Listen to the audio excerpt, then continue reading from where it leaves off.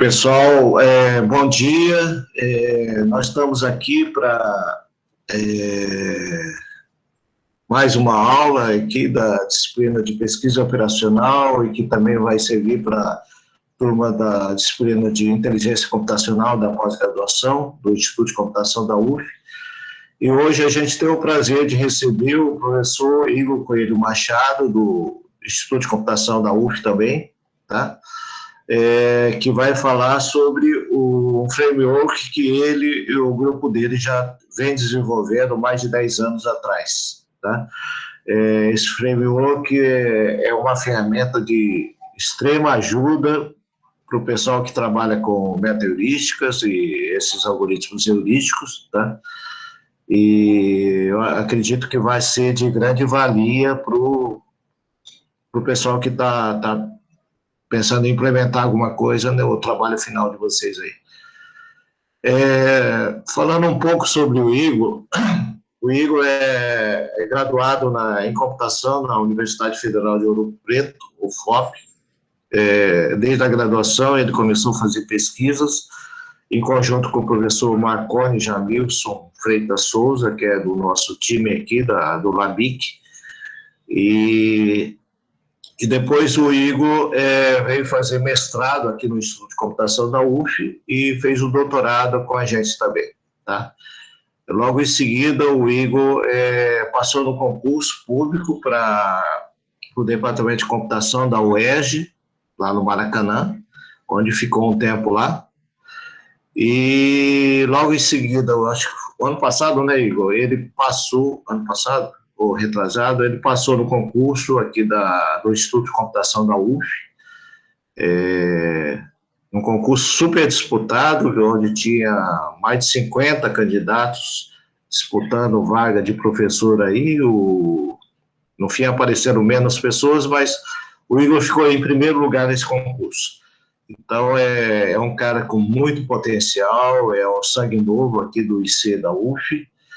E nesse pouco tempo de doutorado, o professor Igor já é bolsista de produtividade do CNPq, do Comitê de Ciência da Computação, e já tem alguns projetos já aprovados, coordenados por ele também, por diversos órgãos de fomento. Então, eu tenho o prazer de apresentar o Igor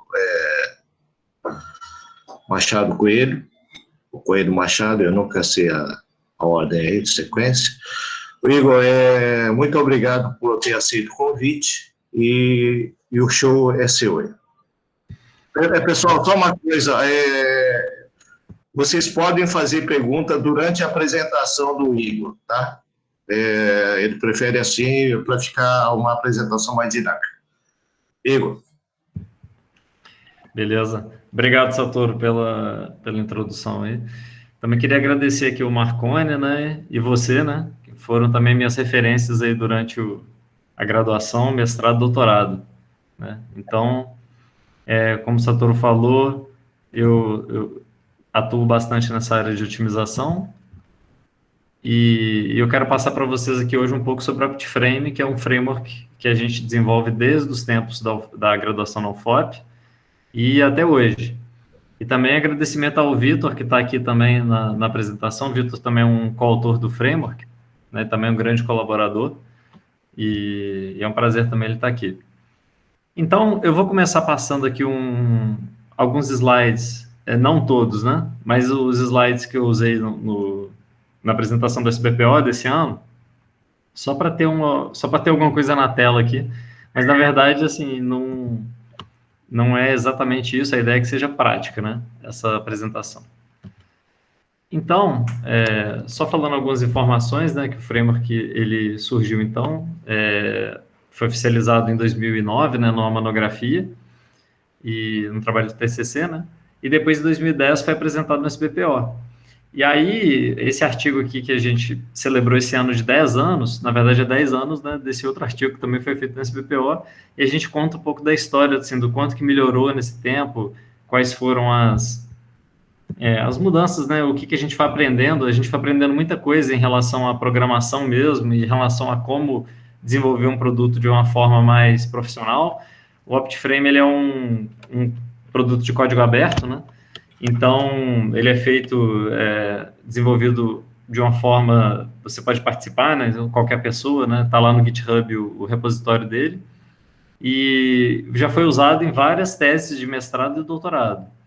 Então, é uma coisa que a gente tem muito carinho, né? E é bastante útil, embora a gente entenda que ainda tem uma dificuldade em divulgar isso, né? Como todos os frameworks. Eu tive, durante o meu doutorado, eu passei um tempo na França, lá no INRIA, colaborei com o professor Talbi, e ele também, o grupo dele tem um framework de otimização que chama Paradisio, e eles também têm essa dificuldade, né, de divulgar. Porque todo framework, ele te ajuda, né? Como o Satoru falou, no caso das metaheurísticas, o OptiFrame ajuda muito a codificar isso de uma forma rápida e de uma forma segura, mas ele também te toma um tempo para você entender como é que ele funciona, igual qualquer framework. Então, é importante saber, né, como tirar vantagem disso, né? Particularmente, eu considero que eu já tomei muita vantagem assim, do framework, porque, graças a ele, os trabalhos que a gente fez em muitos anos, aí, muitos em parceria com o Vitor, esses trabalhos ficaram padronizados de tal forma que a gente conseguia dar manutenção disso ao longo do tempo.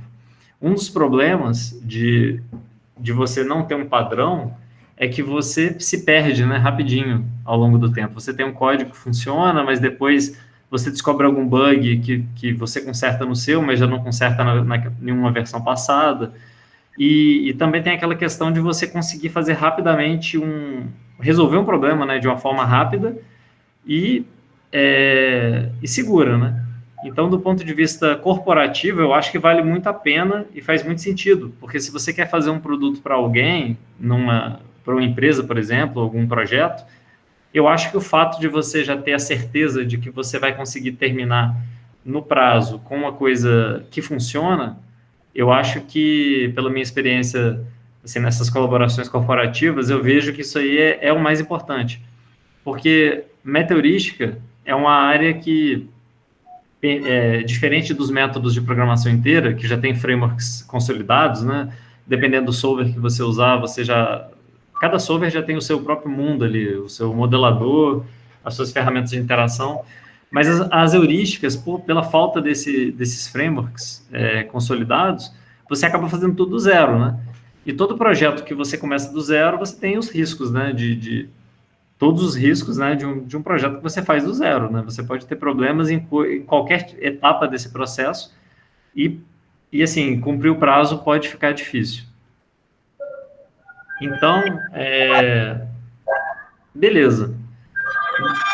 Nesse trabalho aqui do SBPO, então, eu apresentei, o Satoru já deve ter falado para vocês o que são metaheurísticas, né, que eu estou falando aqui, né, então não vou entrar nesse ponto, mas o OptiFrame, ele suporta várias metaheurísticas, isso é importante, e a ideia é, assim, que ele seja aberto para qualquer tipo de metaheurística, então se você quiser implementar também alguma que não tem lá, não deveria ser difícil, né, com base em todas as outras que tem, mas é claro, o suporte às metaheurísticas não é igual. Tem algumas que a gente testou mais, outras menos, né, dependendo do uso que os próprios usuários fizeram, né, ao longo do tempo. Então, por exemplo, o Simulate Annealing é uma que a gente sempre usa muito, por ser bastante simples, né, e inclusive no exemplo hoje, vou ver se eu uso o Simulate Annealing mesmo. Usamos muita coisa baseada em VNS devido à característica do grupo. Então, assim vai. Então, né? Então, assim, dependendo do que você quiser, vale a pena também contactar, talvez, a gente para saber, assim, pegar dicas, como que faz, mas, assim, não deveria ser difícil, né? Assim, na perspectiva de alguém que programa C++, que é uma questão também que a gente vai falar aqui mais à frente. Então, esse slide aqui é bastante importante. O que então o OptiFrame te dá de vantagem, né? Para começar, né? Ele é um framework, ele não é uma biblioteca. Então, talvez, para a gente que programa, especialmente em Python, por exemplo, hoje em dia tem muito programador Python, né? Muito programador JavaScript. Então, a gente está muito acostumado com biblioteca e o Python, ele, por exemplo, ele tem uma forma muito fácil de lidar com essas bibliotecas, né? Você tem lá o PIP, por exemplo, o sistema de pacotes dele. Você, exatamente, como o Satoru falou, pode fazer pergunta quando tiver qualquer dúvida. Eu ia até pedir, eu ia fazer uma pequena enquete aqui, mas eu já sei o resultado, né? Perguntar quem aqui já assim, usa Python, conhece Python. Eu acredito que boa parte da turma. Mas podem dar um okzinho aí a quem se sente confiante, por exemplo, em Python, e quem se sente confiante em C++. Essa enquete eu gostaria de saber. Ou Java, por exemplo. Linguagens C++, assim, estou contando C#, Java, linguagens parecidas ali. Pelo menos C# e Java, né? Mas Python tem certeza que é campeão. Por quê? Porque tem algumas inovações que o Python tem e que, infelizmente, o C++ levou um tempo assim, para ter. Na verdade, até hoje, ainda não está muito consolidado algumas coisas que ainda são fáceis, por exemplo, em Python. Mas vocês têm que saber que a linguagem C++ ela evolui e ela teve uma revisão muito importante em 2011, que é o C++ 11, e outras revisões também bem importantes, em 2014, 2017 e agora 2020. Então, a revisão, por exemplo, essa última do C++ 20, que está saindo, ela, se eu não me engano, ela ainda não está completa, mas ela vai trazer algum conceito de módulo, que tornaria o C++ um tanto mais amigável como o Python no uso de bibliotecas, né? Então, o que é biblioteca? É tudo aquilo que você dá um import lá, um include, né? E usa para o seu código. Isso é uma biblioteca. O Optiframe ele é um framework. Qual é a diferença do framework para a biblioteca? O framework, ele meio que incorpora o seu código dentro do código dele. Então, para você usar o Optiframe, você vai ter que também, digamos, configurar algumas coisas nele para ele se ajustar ao que você está fazendo. Isso é diferente de biblioteca, porque a biblioteca ela pressupõe um domínio muito específico.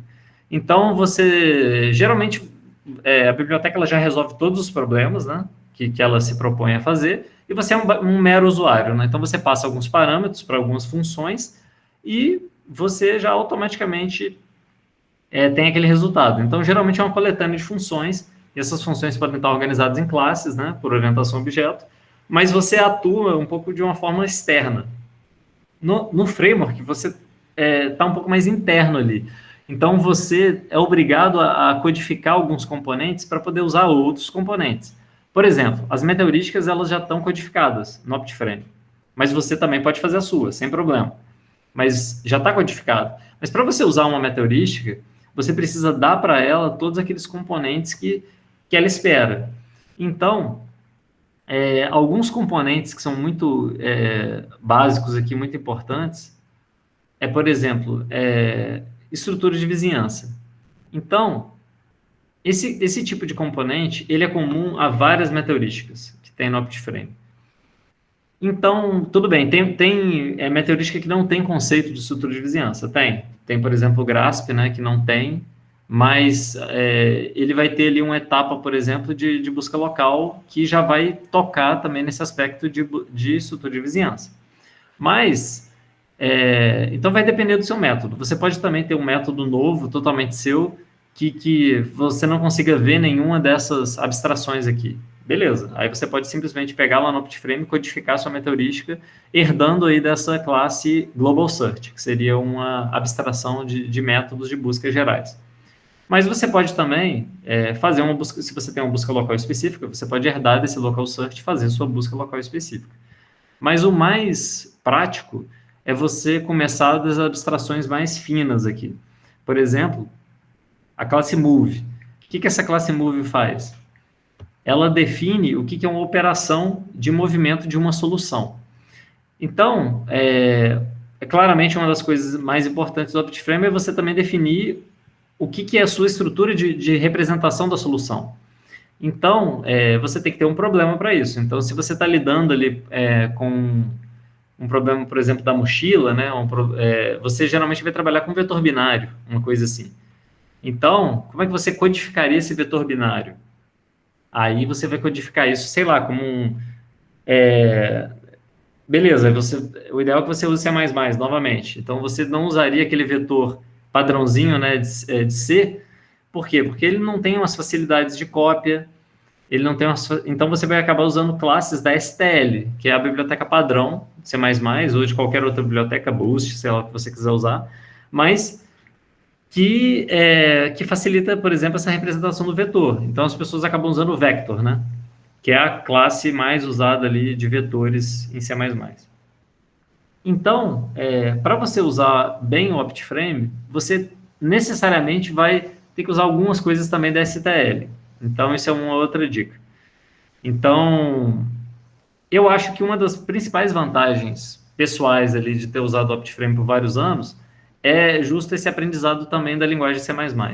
Então, se você tem essa vontade, né, digamos assim, de praticar C++, eu acho que aí é uma das maiores vantagens, porque você vai poder, né, interagir com um projeto que é feito de uma forma bem profissional e com boas práticas de programação. Então, se você, mesmo que você não saiba muito bem, né, C++, eu acredito que saiba um pouco de C, você pode aprender com isso. Então, eu acho que isso é importante ter isso em mente, porque com certeza quando você começar a ver as coisas, você pode se assustar com algumas coisas, né? Por exemplo, mensagens de erro, né? As mensagens de erro em C++, elas são historicamente muito ruins. Quando você tem um erro de compilação, esse erro às vezes dá 10 páginas de erro assim por uma coisa boba. E isso é uma coisa que ainda não foi 100% resolvida, mas o C++20 tende a resolver isso com concepts. Diga, Felipe, a pergunta. Eu tenho. Só que você falou que já tem no OptiFrame algumas metodísticas tipo, escritas lá dentro. Mas você disse que ele não é uma biblioteca, no sentido de você não consegue, por exemplo, dizer, GRASP com tais de dados, não sei o quê. Tipo, como é que funciona essas metodísticas que já estão pré-prontas no OptiFrame? Essa é uma boa pergunta. Aproveitando então que você falou disso, eu já vou então até mudar aqui a tela. Eu volto para essa aqui, mas então eu estou com a tela aberta aqui do GitHub, que a gente já pode ir explorando o código, né? Enquanto isso, então, só mostrando aqui muito por alto a estrutura básica do projeto. Então, todo projeto, né, de C++, geralmente ele tem uma pasta source e uma pasta tests. Isso aqui já é a primeira dica aí de boas práticas. A pasta source, onde você coloca o seu código, a pasta testes, né, onde você coloca os testes de unidade do código. São bem importantes. Aqui a gente tem uma pasta libs, que ela tem dependências externas do OptiFrame. O OptiFrame, na realidade, ele é bem autocontido. Então, a dependência externa que tem aqui, a mais importante, é uma biblioteca que chama Scanner, que é uma biblioteca que foi desenvolvida junto com o C++, com o OptiFrame para leitura de arquivos de forma fácil. Para alguém falou aí que programa Java, então é um clone ali do Java, do Scanner do Java. Mas só para facilidade de ler arquivo, né? Tem um docs, que tem documentação, que essa documentação, inclusive, ela está publicada aqui no Read the Docs. Eu já estou pulando para uma outra aba, então, também. E essa documentação, ela não é uma documentação muito extensa. Ela não documenta o código. Ela documenta, como se fosse um tutorial. Ela documenta como que você instala, né, o OptiFrame no seu projeto, como que você baixa na biblioteca, como que você... E tem um exemplo simples que está aqui nesse Quick Start, que é uma coisa que a gente vai voltar daqui a pouco. Ele mostra passo a passo um exemplo básico para o problema da mochila. Mas a gente vai voltar aqui. Então, está tudo isso aqui nessa pasta Docs, né? Então, inclusive, toda vez que você atualiza essa pasta Docs, automaticamente já atualiza aqui o site do Read the Docs. Então, você tem essa pasta aqui, DemoOpt, que é só um exemplo muito mínimo de compilação, que é basicamente um teste de compilação. E tem uma pasta bin, que tem executáveis úteis aqui do projeto. Na prática, e tem uma pasta de exemplos e o My Projects, que historicamente onde você coloca o seu projeto se você quiser incorporar o seu código aqui dentro, como eu falei nessa perspectiva de framework. Mas como o Felipe falou, ele também pode ser visto como uma biblioteca no sentido de que você já tem coisas prontas e, assim, não tem, na verdade, uma diferenciação muito, muito ampla, assim, entre framework e biblioteca. A gente, inclusive, fez, justo nesse artigo do SBPO 2020, a gente propôs uma biblioteca, que a gente está chamando de OptiFrame Functional Core, que é o centro desse artigo aqui, e que esse Functional Core, ele já muda um pouco essa perspectiva de framework, ou seja, você não precisa ficar fazendo heranças, você não precisa se embrenhar para dentro do código do OptiFrame para usar ele. Você usa como um usuário mais externo, mas que também alimenta o framework, mas através de funções anônimas, que já é uma perspectiva muito parecida com a forma como o JavaScript tem feito as coisas, o Node.js, ou a linguagem Go, ou o próprio Python também usa muito isso. Então, a perspectiva de funções anônimas, de lambdas. Então, ao invés de codificar por herança, você codifica a função especificamente que o OptiFrame precisa, por exemplo, coisas específicas do seu problema, né? Por exemplo, como é que o OptiFrame vai saber como que você avalia uma solução? Ele não tem como saber. Então, você tem que codificar essa função. Então, se você codifica com uma função mesmo anônima e passa para dentro do OptiFrame, ele vai saber isso. Mas ainda respondendo a pergunta do Felipe, agora eu vou entrar no OptiFrame aqui. Então, aqui tem uma pasta Heuristics, né, dentro do OptiFrame, e aqui tem todas as heurísticas que existem aí disponíveis no escopo do framework que estão aqui. Então, você tem várias coisas aqui, né? Então, por exemplo, Simulate Annealing está dentro dessa pasta SA, está aqui um Simulate Annealing. Então, esse aqui é o código do Simulate Annealing. Lembrando que isso aqui é código aberto, né? A licença aqui é LGPL2, LGPL3. Então, significa que você pode usar para fins comerciais, desde que você, digamos assim, se você melhorar o OptiFrame, você tem que contribuir de volta, né? Que é a licença padrão livre, mas do GNU. Mas se você usar em um projeto privado, você não é obrigado a dar o seu código da parte privada. Você pode usar ele, nesse sentido, como uma biblioteca. Por isso que, inclusive, é LGPL, né? Que é do Lesser ou Library GPL. Então, está aqui a implementação do Simulate Annealing. Ainda tem muito, tá vendo, comentário aqui no código. Então, assim, ainda tem coisinhas para melhorar, digamos, esteticamente. Mas está aqui uma implementação. Então, você usa... Como é que você usa? Você simplesmente instancia essa classe, no caso aqui do Basic Simulate Annealing, e usa, se você quiser só usar. Que é o que a gente recomenda mesmo, inicialmente. Né? Beleza? Então, respondi a sua pergunta, Felipe? Entendi, obrigado. Beleza. Então, vamos lá. Oi? Pode aproveitar o gancho e fazer uma pergunta rápida? Sim, diga. Só porque você comentou do enquete, né, do Python, C++, Java, e essa ideia de uso de pacote, né, desde o apt, que é pacote do Linux, aos pacotes do R, pacotes do Python, eles realmente tornam muito produtivos o desenvolvimento de novas soluções, né? E, por exemplo, revistas de estatística, eu trabalho muito com o José André do IBGE, com o Saturno, né? E a gente, quando publica em revistas da estatística, eles pedem o código-fonte, e é comum que eles indiquem, se for feito em R, por exemplo, que gere um pacote R, e nesse pacote, os pacotes em R, na hora que você olha a documentação, eles citam lá quais são os artigos que propõem ou que usam o pacote. Eu estou falando do R Python, mas abrindo caminho para a minha pergunta, que é sobre o Julia. Eu estou vendo a Julia surgindo como muito promissora, sendo algo muito próximo ao R, mas ao mesmo tempo muito mais eficiente, né? Você tem alguma opinião sobre o Julia? A Julia, né? A linguagem, né? Sim. Não, uma pergunta boa. Inclusive, o Julia...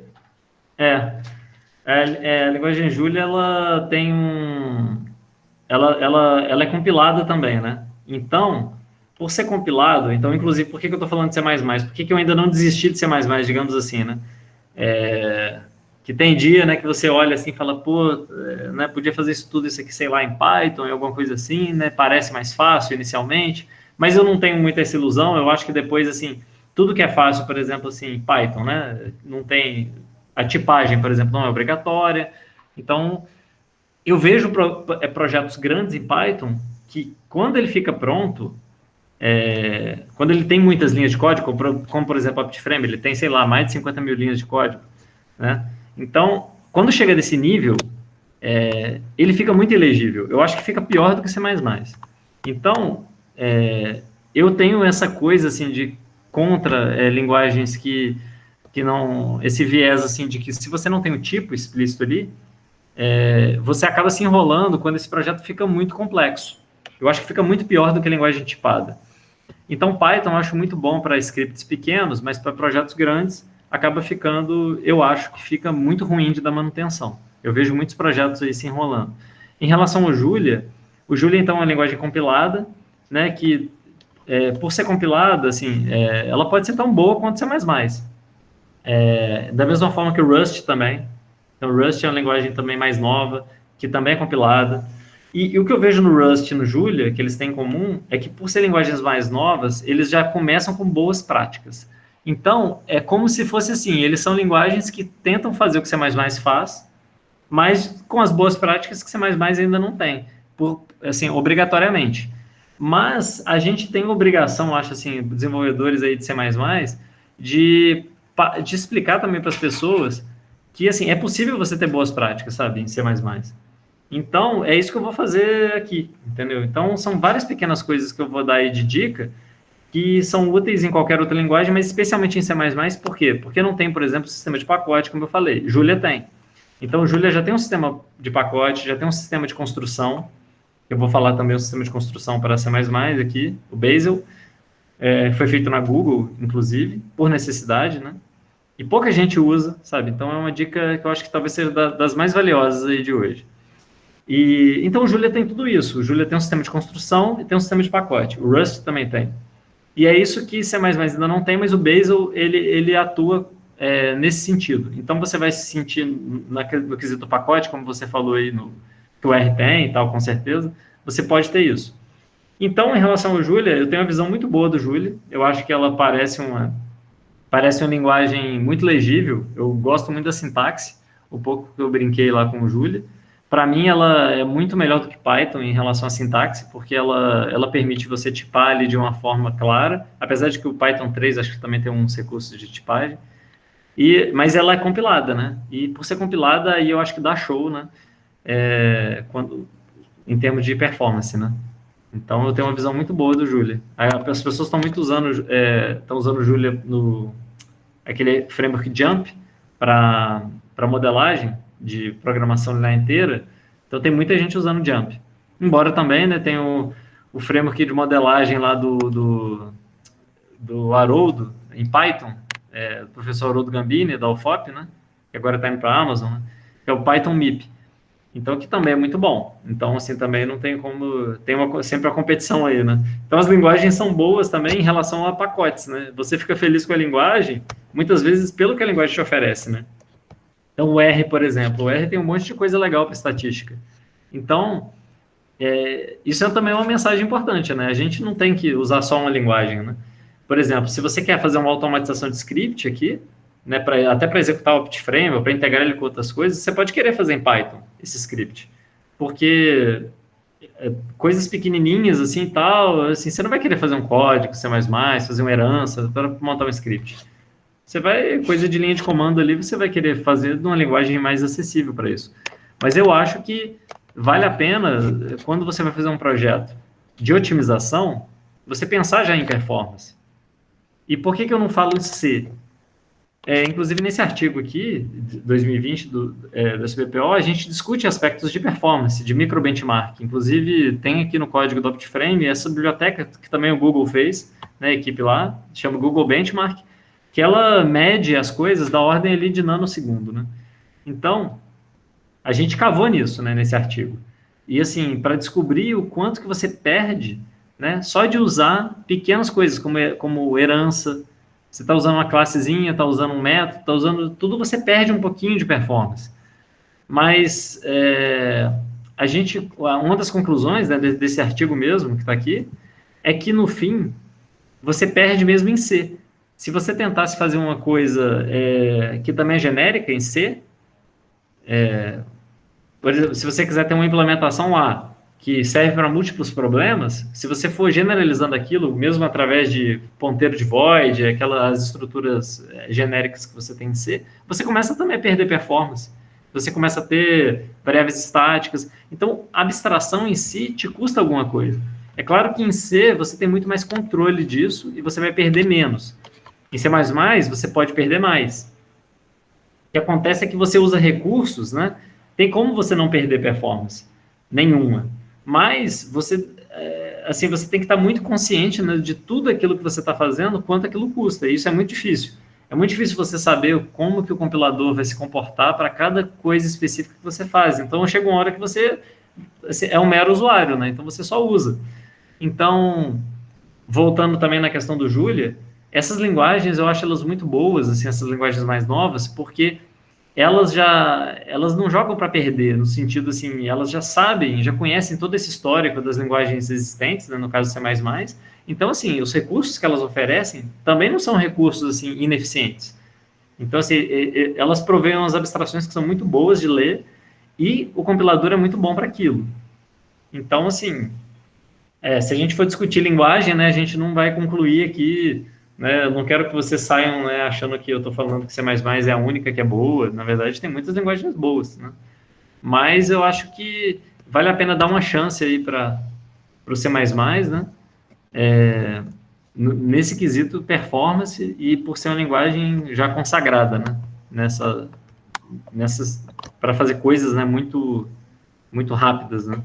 Então, e é possível, né? Como eu falei, assim, ter uns pacotes, eu vou mostrar para vocês.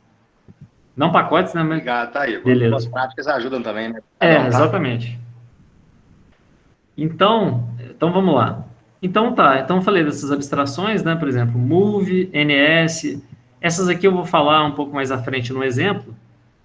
Mas o move, então, é um operando aqui que modifica uma solução do seu espaço aí seu espaço de busca, né? Você tem uma solução e essa solução é alterada por um move. E esse move, então, ele é parte de uma estrutura de vizinhança que a gente chama de NS. E essa NS, ela tem 3 tipos aqui. Na realidade, tem um quarto tipo, mas é um quarto tipo que eu não coloquei, que é o NSFind, que é meio... ele é completamente abstrato. Então, eu não vou nem entrar aqui agora. Mas, enfim, esse NS serve para fazer estruturas de vizinhança em que você tem um comportamento de movimentos aleatórios. Então, toda meteorística que você tem esse comportamento mais estocástico, naturalmente, por exemplo, o Simulate Annealing, né? Vocês viram aí no curso do Satoru. Então, o Simulate Annealing, o que ele faz é sortear movimentos. Então, assim, ele sorteia movimentos e dado o impacto daquele movimento na solução, que a gente chama de custo, você toma uma decisão. Se o custo for bom, você aceita. Se o custo for ruim, você sorteia lá um número entre 0 e E elevado a menos delta sobre T, né, que é a fórmula lá do Simulate Annealing, e você decide se aceita pior ou não. Então, o NS é boa para isso. Então, qualquer meteorística, por exemplo, o LHC, Late Acceptance Hill Climbing, ela é uma também que é baseada em sorteio. Então, qualquer coisa que for baseada em sorteio puro, você pode usar essa abstração do NS, que ela vai te pedir, basicamente, para escrever um método que gera movimentos aleatórios para a sua estrutura de vizinhança e para o seu problema. Aí, acima dela, a gente tem o que a gente chama de NSSEC, que a NSSEC ela tem um comportamento sequencial iterativo. Então, ela já te pede mais. Ela te pede que você, para a estrutura de vizinhança que você está imaginando, que você codifique um iterador. Que o iterador é um iterador clássico, né? O que o iterador tem? Ele define um começo, que é o método first, aonde ele começa, e um método next, que itera ele para frente, até que ele termine em um método que chama isDane, que diz que o iterador acabou. Então, o iterador ele tem várias implementações, né? Em C, em geral, ele é feito com aqueles métodos, com operadores da linguagem mesmo, né? Mas em Java, por exemplo, ele é feito desse jeito que eu falei. Inclusive, o OptiFrame ele tem muita coisa em comum com Java, né? Porque Java, de certa forma, também trouxe algumas boas práticas de programação e a gente replicou aqui. Por exemplo, usar nome letra maiúscula, o camel case aqui, e classes com letra maiúscula. Então, as variáveis, métodos, tudo tem letra minúscula em camel case, e no OptiFrame, né? E as classes têm letra maiúscula. Eu acho que isso é uma boa prática, isso é uma boa prática que a gente copiou do Java. Então, o iterador também. Então, o iterador first, next, is done é um padrão também que o Java usa.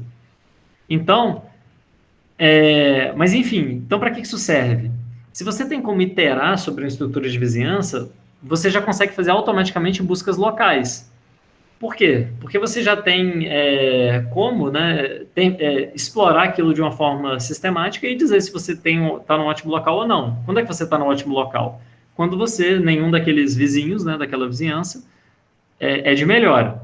Então, você consegue saber isso. Então, esse outro conceito que é muito importante, ficou aqui para o final, mas ele é bem fundamental, é o Evaluator, que é uma classe que te permite avaliar uma solução. Então, o que o Evaluator faz ele pega uma solução e te dá uma avaliação. Essa avaliação, que é um Evaluation, por que eu não botei aqui um double, né, por exemplo? Então ele retorna um double, um número, né? Porque quando você fala de double, você já está dizendo várias coisas. Primeiro, que você está aceitando a imprecisão natural do double, né, que seria 64 bits de floating point binário, que pode ser bom ou pode ser ruim, pode ser que isso não seja suficiente para o seu caso, pode ser que você queira uma coisa quad precision, por exemplo, ou pode ser que você queira um float, porque a performance vai ser melhor no float do que no double, sei lá, no seu processador, ou você quer inteiro, porque o seu problema só gera avaliações inteiras, porque o dado de entrada é inteiro, e aí você não vai ter imprecisão nenhuma, que acaba sendo o caso. Mas aí ele pode ser inteiro, o inteiro é de 32 bits, mas talvez 32 bits não seja suficiente, então você vai querer usar long, que é de 64 bits. Então, isso varia de problema. Então, é muito difícil eu dizer assim, a avaliação tem que ser double. Então, a gente já trabalhou assim um tempo atrás, mas isso gerava problema. E o maior problema que isso gera não sei se vocês chegaram a ver alguma coisa de otimização multi-objetivo.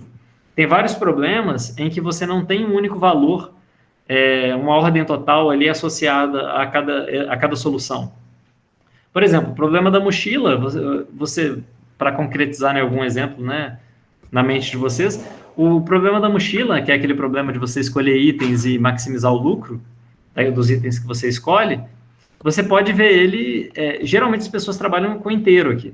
Geralmente vocês trabalham com a mochila com o tamanho inteiro, uma capacidade inteira máxima, e você trabalha com o lucro de cada item inteiro também. Isso traz várias facilidades, né, de programação, inclusive traz facilidades também para modelo de programação inteira. Então, se eu botasse double aqui, eu estaria atrapalhando todo mundo que quer usar um inteiro aqui na Evaluation. Então, essa classe Evaluation, ela é uma classe abstrata, né, que ela permite genérica, que permite você colocar o tipo que você quiser nela. Então, o OptiFrame tem muito disso, muito template, né, que permite você especificar o tipo exato que você está trabalhando. Mas como eu falei, para a otimização multi-objetivo, você pode ter mais de um objetivo. Imagina que você tem um problema da mochila em que você, para cada item, você não tem só o lucro dele, você tem o lucro do item, mas você tem o impacto ambiental do item, né? Então, você está colocando na mochila, né? Está carregando o item que vai ter um custo tal, um lucro tal, né? Que você quer maximizar, mas, ao mesmo tempo, aquele item tem um impacto ambiental, e também tem a capacidade, e normalmente tem o peso, normalmente, do item ali. Então, você quer, ao mesmo tempo, maximizar eu estou inventando, né, esse problema aqui, mas é possível que exista aí na literatura. Então, você quer maximizar o lucro da mochila ao mesmo tempo que você quer minimizar o impacto ambiental. Então, cada item tem 2 valores. E no final, a sua solução ela não vai ter só o lucro, ela vai ter o valor também de impacto ambiental. Então, esse evaluation, ele não é mais uma ordem total. Ele não é um valor que é comparável entre qualquer outro valor do espaço objetivo. Você vai ter que usar outras técnicas para isso. No caso, você pode usar a otimização de Pareto, que é o que a gente usa muito para método multi-objetivo, e a gente tem implementações disso também no OptiFrame, né? Métodos de busca multi-objetivo, como o NSGA2, esse eu vou até escrever, não sei se vocês conhecem, né? Mas ele é o método mais conhecido para otimização multi-objetivo. Então, isso tem implementado no OptiFrame, mas tem outros também. Tem outros que a gente criou, Vitor, aí, durante o doutorado dele, ele criou vários métodos de otimização multiobjetiva, alguns, inclusive, extensões do VNS, VND. Então, assim, tem tudo isso no OptiFrame. Agora, eu acho que o maior valor do OptiFrame é isso, é essa questão de estar clara a abstração e você poder trabalhar tranquilamente entre o problema de monoobjetivo e multiobjetivo. E isso é uma coisa que eu me orgulho muito, porque nem mesmo o framework lá dos colegas lá da França, do Paradísio, ele consegue fazer isso. Ele trabalha de uma forma totalmente independente, o Paradísio. Você tem um mundo todo codificado para monoobjetivo e outro mundo para multiobjetivo, como se fossem dois frameworks. Então, mas no OptiFrame não, é um framework só. Então, porque a abstração é a mesma. No fim, a abstração que a gente trabalha aqui é a mesma, independente de ser monoobjetivo, multiobjetivo, ou se você quiser trabalhar com problemas bilevel ou com outro tipo de problema. Então, você consegue trabalhar com esses problemas das várias formas diferentes. Tem um outro tipo também de avaliador, que é o decoder, que ele é usado praticamente para um método que está bem popular agora, né, que é o BRKGA, né, que é o genético com chaves aleatórias. Então, tem aqui métodos construtivos, então cada um disso aqui é uma classe. Então, a gente tem muita coisa lá, muitas heurísticas, né, muita coisa, mas eu acho que o mais importante é essa capacidade de você fazer pequenos componentes, como move, evaluation, evaluator, construtivo, e com isso você construir a meta-heurística sua muito rapidamente. Então, isso é essa mensagem dessa parte que eu queria passar. Tá.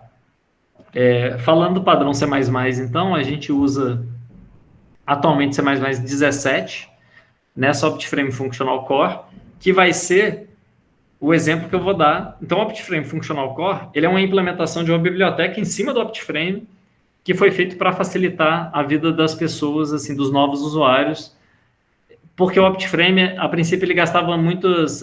os colegas aí que já usam há mais tempo vão ver que a gente precisava de um monte de arquivo para fazer um projeto do OptiFrame. Isso era muito difícil. Inclusive, é por isso que existe a pasta bin lá no OptiFrame, porque tem script lá só para inicializar um projeto. Que hoje eu vejo que é uma coisa muito... Na época, beleza, eu acho que era mais aceitável, mas hoje, nessa cultura Python, eu acho que não seria nada aceitável para novos desenvolvedores.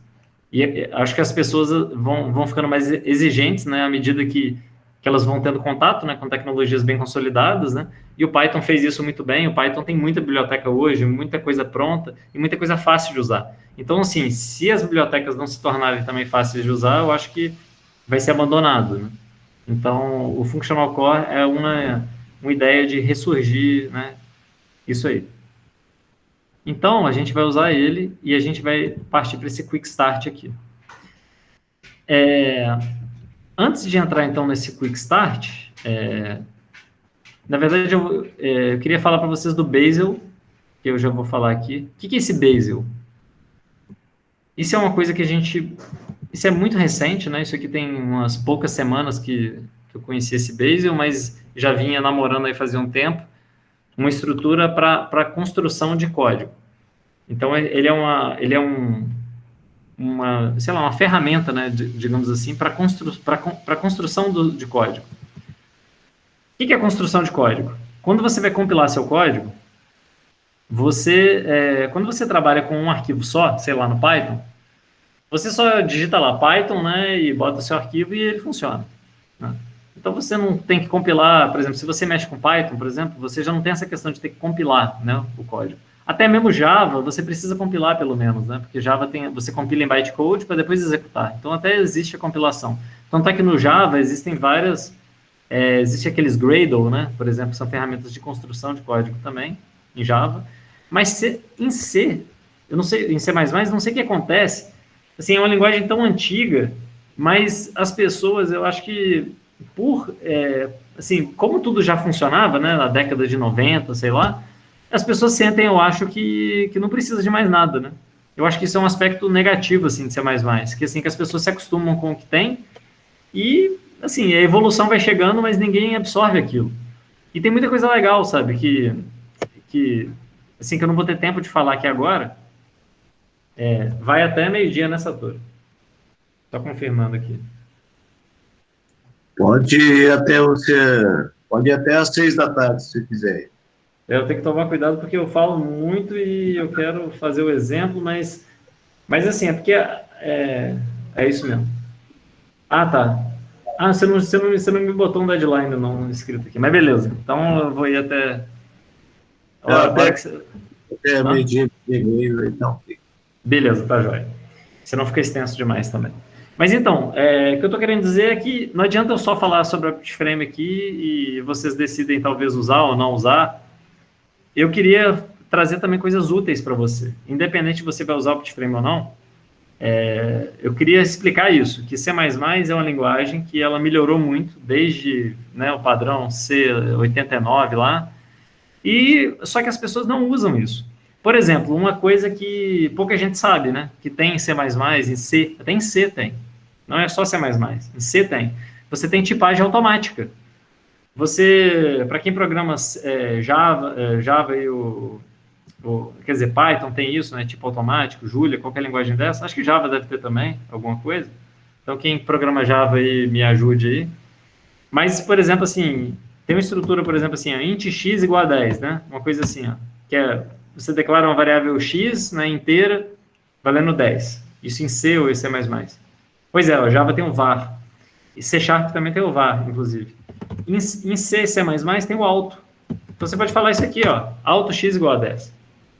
E esse alto foi uma inovação do C++ 2011, e nós estamos em 2020. Então, assim, já passou muito tempo, né? Então, essas coisas são inovações que C++ traz, que são muito úteis na prática, mas as pessoas não usam, porque se apegam ao padrão C89. Não pode ser assim, porque essas coisas são feitas para usar, e se a linguagem não modernizar, e se as pessoas não se modernizar junto, a linguagem morre. Porque não tem como ser competitivo, né, sem oferecer recursos, né, muito básicos, né, tipo isso.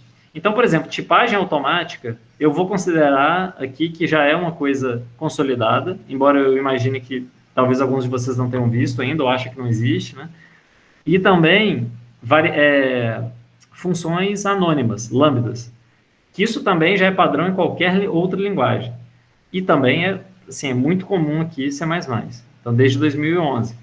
Então, eu também vou considerar que isso já é conhecimento comum, embora eu sei que não é. Beleza. E agora o Bazel, então, ele é muito útil para você construir um projeto de uma forma fácil. Então, ao invés de... E também portável, entre Windows, Linux, né? Eu sei que também muitos de vocês vão... Inclusive, o Felipe me ajudou muito nisso, o Felipe aí do curso, porque ele me ajudou justo a adaptar isso aqui para o Windows, né, e testar. E a gente viu que funcionou no Windows. Então, porque eu trabalho geralmente com Linux, então eu tenho essa dificuldade também. Mas se você usar o Bazel, né, como eu falei, foi feito pela Google, por necessidade,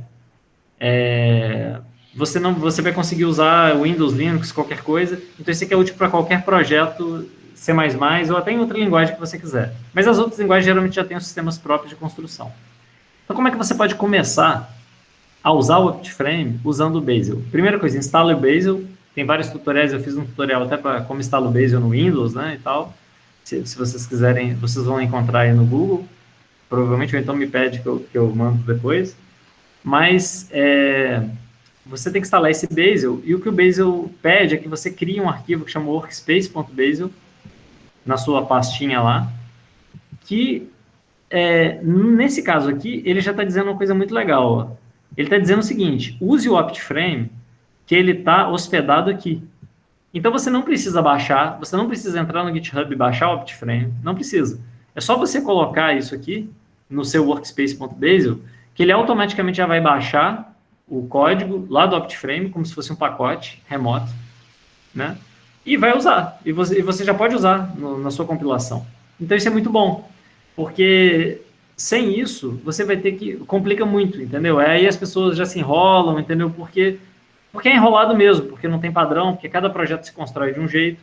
E usando o Bazel, da mesma forma que se você usasse o CMake, o CMake também é bem famoso, também é cross-linguagem, Linux, Windows, Mac, tudo, você dá um Bazel build, e ele vai dar o build do seu projeto, independente de ser Windows, Linux. Então, isso é muito bom, porque antes disso a gente usa o Make, a gente também suporta o Make, né? E tá aqui, você também pode usar o Make. Mas o Make já pressupõe algumas coisas. Ele funciona muito melhor no Linux, do que o Windows. Então, usar Make no Windows não é muito recomendável, né? Ele nasceu ali para Linux, né? Essa que é a realidade. E aí tem todas as dificuldades. Aí muita gente usa o Windows, já dificulta, né? Então, eu particularmente uso muito Make, mas o Make você não tem um padrão muito bem estabelecido, assim, de comandos. Aí você pode usar o AutoTools, pode usar outras coisas, só vai complicando cada vez mais. Então, minha recomendação primeira é, use o Bazel no seu projeto, crie um arquivo workspace.bazel e já bota aqui o remoto para o OptiFrame ou qualquer outra biblioteca que você queira usar que suporte o Bazel também. Hoje, muitas bibliotecas estão usando. Aí, você precisa de criar uma regra de construção, que no caso é isso aqui. Inclusive, essa linguagem do Bazel é o Skylark, que ela é baseada em Python. Então, isso aqui é uma coisa baseada em Python. Então, o que isso aqui está dizendo, esse build.bazel? Eu vou até aumentar aqui a tela, né? Talvez está ruim para vocês. Se estiver ruim de ler, vocês me falam. Então, esse build.bazel aqui, ele diz o seguinte. Isso aqui eu estou mostrando no primeiro exemplo básico do OptiFrame, né? Em que você cria um arquivo aqui, ó, só mostrando para vocês. É um arquivo só, que chama mytest.cpp, que ele vai dar um welcome message aqui do functional core. Isso aqui é basicamente para você ver se está compilando corretamente, né? Ele vai dar um oi para você e dizer a versão. Então, o que eu estou incluindo aqui, ó? Incluindo o IOStream, que é a biblioteca de impressão, e já estou importando dentro do source lá do OptiFrame o functional core. Então, é como se ele viesse aqui, ó, nesse source aqui, e já está pegando essa pasta, ó, OptiFrame fcore. Ele já está pegando automático e pegando o arquivo fcore.hpp, que está aqui dentro, ó, que é um arquivo que inclui todas as coisas do Functional Core. O Functional Core, então, como eu falei para vocês, é uma abstração que opera em cima do OptiFrame para facilitar o uso. E está aqui, ó, todas aquelas palavrinhas que eu falei, ó, NS, NSSEC, NSNum, Evaluator, está tudo aqui. Ele é mais fácil de usar do que o OptiFrame em si, mas ele é mais limitado também. Então, pode ter alguma coisa que você queira fazer mais específica, que você vai precisar do OptiFrame para isso. Mas eu já vou começar pelo Functional Core agora, porque eu quero atrair o máximo possível de usuários. E a minha promessa é essa, que está faltando pouco tempo aqui para a apresentação, e eu quero ainda hoje terminar um exemplo funcionando para vocês. Eu faço isso muito com os alunos, às vezes, assim, desafios. Fala assim, vamos lá, vamos pegar um problema agora, vamos resolver agora. Me dá 1 hora. Isso é muito bom para maratona também, para essas competições. Vamos resolver um problema difícil aí na prática em 1 hora. Uma meta-heurística funcionando, testada em 1 hora. A gente consegue fazer. As empresas é que adoram, né? Porque, pô, você promete, consegue resolver rapidinho o problema do cara, né? Então, assim, em vez de 1 mês de trabalho, você faz ele rapidinho e depois você vai melhorando aquilo. Você vai tornando ele mais eficiente, mas você começa e termina muito rápido, né? Então, beleza. Então, meu arquivo ali, como eu falei, chama mytest, né? Tá ali, aquele CPP. Então, no Bazel, você vai ter que dizer, eu estou criando uma regra que constrói um binário, constrói um executável, né? Então, isso já facilita que eu não vou ter que invocar compilador aqui, não vou ter que fazer nada, porque o Bazel faz tudo automático. Então, aqui é o nome da minha regra, que é o nome do binário, que vai ser gerado. Os arquivos de source, que ele vai precisar, no caso é só o mytest. A dependência, então esse aqui quais são as dependências? Aí eu estou buscando lá dentro desse arroba, é um projeto remoto, que é um projeto remoto que foi definido aqui, ó, esse remoto aqui, ó, OptiFrame. Então vou lá naquele remoto, //, isso aqui é do Bazel, vai dizer a raiz daquele projeto remoto. Eu vou na pasta source, tá vendo? E vou buscar uma regra que chama fcore, OptiFrame fcore. E essa regra está aqui no source, build.bazel. Eu já estou dando uma aula de Bazel também para vocês. Ó. Então, ó, nessa regra que está aqui, ele está dizendo, essa regra é a regra que já importa tudo que está dentro daquela pasta. Ele vai buscar todos os arquivos que tem lá, que são os arquivos HPP, são os códigos-fonte aqui. Então, tá vendo? Então, tudo isso é feito automaticamente. Você não precisa baixar nada e o Bazel vai fazer para você. E aqui, COPTs, que são opções de compilação. Então, a opção de compilação que eu estou dizendo precisa do C++ 17, pelo menos, ou mais, né? Quando o C++ 20 estiver mais consolidado, usa ele. Esse flag fconcepts, que a gente usa essa biblioteca de concepts, que ela só vai ser oficializada no C++ 20. Aí, no C++ 20 não vai precisar mais disso. Mas a gente já usa ela. É um negócio também muito novo. E aí, se você quiser construir, Aí aqui já tem um exemplo para construir no Windows, né? Eu já estou botando até no Windows. É só você executar no terminal Windows do PowerShell Bazel Build ou dentro da IDE, né? Do Visual Studio Code ou qualquer IDE que você use. Bazel Build. Aqui eu estou passando um compilador específico que é o MingW GCC, se for no Windows. Mas se for no Linux, você não precisa disso. Só tirar isso. Bazel Build, ponto, ponto, ponto. Esse ponto, ponto, ponto é tipo uma reticências mesmo, ou seja, constrói tudo. Isso aqui é do Bazel. Então, isso automaticamente ele vai construir tudo que tem para construir. E depois você vai, Bazel Run, você vai executar. Aí tá vendo esses 2 pontos aqui, ele marca os alvos. Então, você vai executar esse target aqui, ó, que você construiu, que chama fcore local test. Então, ele vai executar isso, e você espera que saia, então, na tela o quê? OptiFrame Functional Core versão 4.1 dev. Então, tá aqui. Esse é o Welcome Message, ela daria isso aqui. Se você fizer com GCC, também dá isso aqui. Eu não sei se eu faço esse teste agora, mas eu acho que eu vou fazer só para mostrar para vocês. Muito rapidamente. Vamos ver se vai funcionar aqui. Vou mudar de tela. Então, se der alguma zebra, me desculpe, mas é assim, coisa prática, a gente sempre apanha. Tá. Então, agora eu estou no Visual Studio Code. Vai abrir aí para vocês. Então, tá aqui a Welcome Message, né? Eu vou abrir um terminal aqui. E o pior é que eu não testei isso aqui. Então, eu realmente vou rezar que isso aqui funcione. Mas se der ruim, a gente já... Ah, aqui, ó. Eu já tenho uma coisinha aqui. Na realidade, isso aqui não é o exemplo que eu botei ali, né? Vamos lá. Já ia dar ruim mesmo. Eu vou copiar ali Vou copiar aquele workspace e o build. Então, vamos lá. Meu workspace está aqui. O workspace já está direitinho. Eu estou apontando para aquele remoto. E o build, eu vou copiar o build. Então, ó, o que eu vou fazer?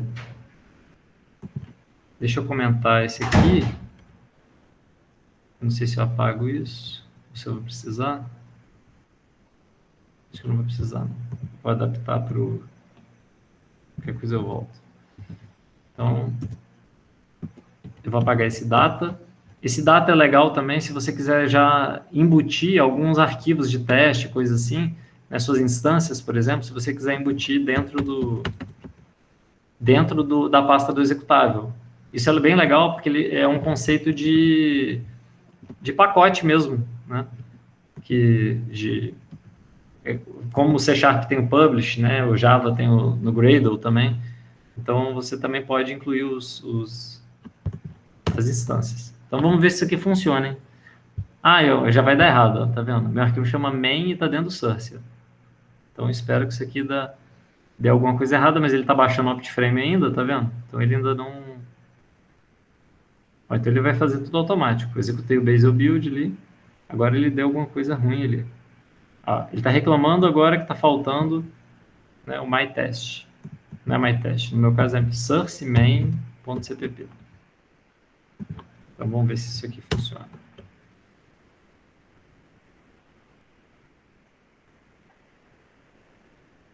Beleza. Compilou, felizmente, né? Então construiu todos os alvos, né? Se eu quiser saber... Eu não sou muito fera ainda no Bazel, não, mas, por exemplo, aqui, ó, esse aqui ele mostra todos os alvos, Bazel Query, ... Então, existe esse alvo aqui. Então, Bazel Run, vou executar aquele alvo.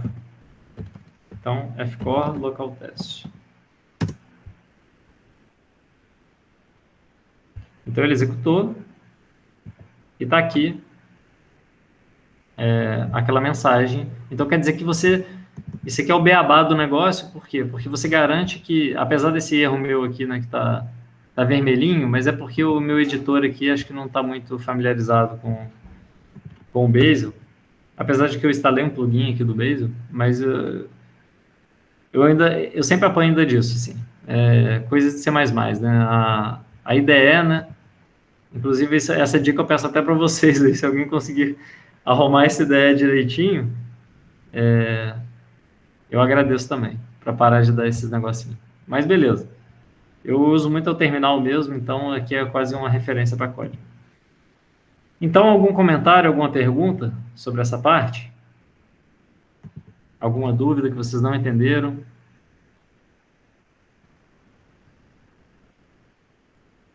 E aí? Ainda estão vivos? Foi maneiro para entender melhor como é que funcionava o Bazel, que eu não tinha sacado tudo ainda. Mas uma coisa que você falou há um tempo já, que eu deixei anotado aqui para perguntar, é que você falou que tem que tomar cuidado com a linguagem, que se não for modernizando ela acaba morrendo, blá blá blá. Mas tem alguma linguagem de baixo nível que compete com C++, assim? Porque eu não conheço. Mas eu também não conheço muito de programação. Eu acho que hoje C++, por exemplo, assim, a referência que eu tenho é do kernel, né? Então você usa C++ do kernel Linux. Então, quando alguma linguagem substituir o kernel Linux, aí eu vou considerar que ela foi batida, né? Mas, por exemplo, Fortran tem um compilador tão bom quanto o de C++. Na realidade, assim, a linguagem em si, né, toda linguagem ela tem potencial praticamente igual ali, se você ver bem, né? Porque a linguagem é só sintaxe. Mas o compilador conta muito. Então, os compiladores de C++ são muito bons, né? Então, o compilador de Fortran é muito bom também. Então, inclusive, eu diria que talvez seja um dos competidores mais fortes ali. Inclusive, tem várias coisas que foram mexidas na linguagem C, especialmente, para competir com Fortran. Então, o Fortran tem coisas muito boas, né? Mas em termos ali de sintaxe, eu acho que não compara, né? O Fortran é usado muito em computação científica. Então, eu vejo assim. Mas eu acho que hoje ainda não. Mas, por exemplo, para desenvolvimento de aplicações, muita gente está usando Rust, que é compilado também. Como o Gustavo Seman falou, tem gente usando Julia. Então, tudo isso tira espaço, né? Tira espaço de C++ para outras coisas. Eu vejo, assim, me parece, assim, que o Rust me parece um concorrente, assim, forte de C++ para aplicações práticas, né, gerais. Eu vejo muita gente usando Rust e a sintaxe me parece bem parecida, assim. Na realidade, eu não sei, né? Na verdade, não tem nada a ver a sintaxe, né? Aí você pega o Rust, não tem nada a ver. Mas, assim, para mim, eu sinto os conceitos, assim, parecidos, sabe? Da linguagem. Então, para mim, é o mais próximo. Entendi. E outra pergunta. Agora que o Bazel faz tudo online, você recomenda nem baixar mais o OptiFrame? Eu recomendo não baixar e usar o Bazel. De verdade. Tá. Porque tem uma coisa legal, é o seguinte... O OptiFrame, ele ainda não... que eu puxei do ramo Master, do GitHub, né? Que, inclusive, nem vai chamar mais Master, né? Está sendo renomeado para Main, né? Isso é uma coisa legal que o GitHub está fazendo, né? E a cultura Git, né? Da palavra Master, né? Que a palavra Master está sendo mal vista, né? Mas, enfim, daqui a pouco você vai chamar Main. E também é o seguinte, você pode puxar um ramo que é um tag específico. Então, os projetos geralmente trabalham com tags, né? Então, quando chegar na versão... Atualmente está na versão 4.1, o OptiFrame, o último tag dela. Então, quando esse tag virar 4.2, aí você vai poder puxar direto tag. A vantagem é que, puxando um tag, você tem uma estabilidade maior, porque você sabe que aquele tag não vai mudar. Ou seja, aquele tag é como se fosse uma release, né? Você vai puxar uma release específica versionada. Então, o plano que eu tenho agora é lançar esse tag. O último tag que tem aqui, inclusive, é o tag 4.0.2. Está lá. Ainda teria que ter lançado do tag 4.1, mas não lancei, porque ficou talvez eu lance até como 4.1 mesmo. Né? Já não foi lançado, está no desenvolvimento. Então, na realidade, é 4.1, que eu achei que já tinha sido lançado. Estou conferindo aqui. Beleza, então vai ter um tag 4.1 e aí você vai poder puxar esse tag, entendeu? Direto. A vantagem é isso, é que você, assim, tudo que a gente mudar depois, que o projeto continua evoluindo, não afeta o seu projeto, né? Seu projeto pode ser baseado naquele tag 4.1. e aí você, depois, né, você ajusta à medida que saiu 4.2, 4.3, 4.4, você vai puxando os tags mais novos. A única vantagem de você baixar é se você quiser mudar ou corrigir alguma coisa no OptiFrame. Aí sim, aí você vai ter que baixar, colocar na sua pasta, vai que você encontra um bug, né, por exemplo. Aí você vai ter que botar na sua pasta, que aí você corrige esse bug, né, e você depois reporta esse bug lá no GitHub, por favor, né, e a gente corrige lá também. Então, essa é a vantagem. Eu trabalho muito assim porque eu vou alterando o OptiFrame junto com os projetos que eu mexo, né? Então, é muito difícil eu trabalhar só no remoto, porque geralmente eu trabalho mais para mudar o OptiFrame do que para usar ele, né? Então, mas é isso. Mas para o usuário agora regular, digamos assim, é como se você fosse um usuário Python, né? Você não baixaria o código da biblioteca remota, você simplesmente ia usar, né? Dá um import lá e usa. Dá um pip install e usa. Então, a ideia é essa, que você use direto do remoto aqui. É o jeito mais fácil. Beleza. Então, agora eu vou compartilhar de volta aqui, que eu quero ler com vocês também o exemplo da mochila. Então, vamos de volta. Então, vamos resolver um probleminha básico aqui, que é da mochila. Deixa eu ver se a tela já compartilhou. Tá indo, né? Beleza. Tá. Então, vamos lá. O exemplo da mochila é o seguinte, né? O exemplo da mochila clássica. Você tem um conjunto de itens, tal, né? Que cada um tem um peso e um lucro, e você tem uma capacidade que é dessa mochila. Beleza. Tá aqui um modelo também de uma formulação combinatória do problema. Tá. Você quer maximizar o somatório de PI, né? De uma solução S, e também de uma solução S, você quer somar os pesos, né? Menor do que um Q aqui. Beleza. Que é a capacidade. Tá, então a primeira pergunta que você tem que responder no OptiFrame é: qual é o tipo da solução e o tipo da avaliação? Então, isso vai definir o espaço que você está trabalhando. Vai definir se o problema é monoobjetivo, multiobjetivo, e vai definir o seu tipo de problema e como que você vai construir movimentos e buscas locais. Então, primeiro, representação. Para a mochila, que tipo de representação a gente pode usar para representar uma solução da mochila? Então, eu vou definir aqui embaixo. Ó. Então, eu estou criando um par, tá vendo? Um par da STL, que agrega as duas coisas. É o que a gente chama de e-solution. Então, é uma coisa que é, ao mesmo tempo, uma solução e uma avaliação. Então, você tem o primeiro elemento do par, que é a estrutura da representação, que é um vetor de booleano, ou seja, o elemento tal não está na mochila. E do outro lado, você tem a avaliação. O que eu estou falando? Uma avaliação de double. Então, ou seja, eu defini aqui que eu vou avaliar meu problema em relação a double, que é aquele precisão de 64 bits com um ponto flutuante. Você poderia fazer inteiro, poderia fazer long, ou poderia trabalhar de uma forma multi-objetiva aqui. O que eu estou querendo dizer é, isso aqui você configura para o seu problema, do jeito que você quiser. Né? Tá. Entenderam isso aqui? Isso aqui é a definição, é importante vocês pegarem esse nomezinho. E-solution KP. Beleza. Agora, eu vou definir aqui um contexto de problema. O que é isso? É como se fosse uma classe aqui que é útil. Isso aqui não é obrigatório, né? Mas é útil para que você guarde os dados, armazene assim, as variáveis do seu problema. Então, a gente acaba fazendo isso, então estou deixando aqui de exemplo. Então, estou fazendo uma classe aqui, Problem Context, que ela tem um N, um Q, que são as variáveis lá, o número de itens e a capacidade da mochila. E eu tenho um vetor aqui, né, de inteiros, que tem um peso P e um lucro P e um peso W. Eu estou até estranhando aqui que esse aqui está inteiro e ele ficou como double, né? Tá vendo? Se bobear tem até um probleminha. Mas eu acho que o Felipe executou esse exemplo, não lembro de ter tido problema. Mas a gente corrige se precisar.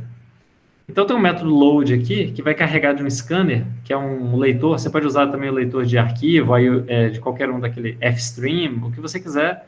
Ou você pode ler passar o string direto aqui e ler essas coisas. Então, eu gosto de usar o método load, porque fica padronizado para cada tipo de problema, né, que tem, que a gente resolveu. E aqui eu instanciei uma variável desse tipo, problem context, e aqui eu estou usando o escopo global. Então, uma coisa bem Python mesmo, né? Então, estou jogando isso aqui no escopo global.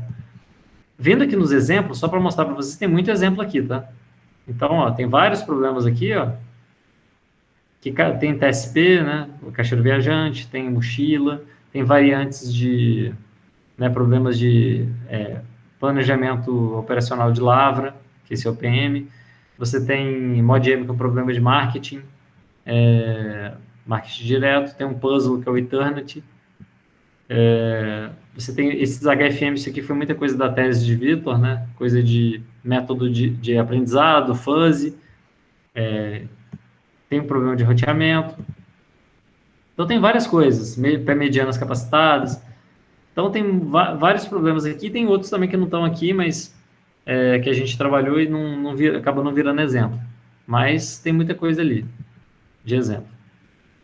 Então, todos eles têm uma estrutura parecida com isso. Mas, como eu falei para vocês, vários estão naquele formato antigo ainda, né? Ou seja, cada exemplo daquele tem muitos arquivos, e agora isso aqui é um arquivo só.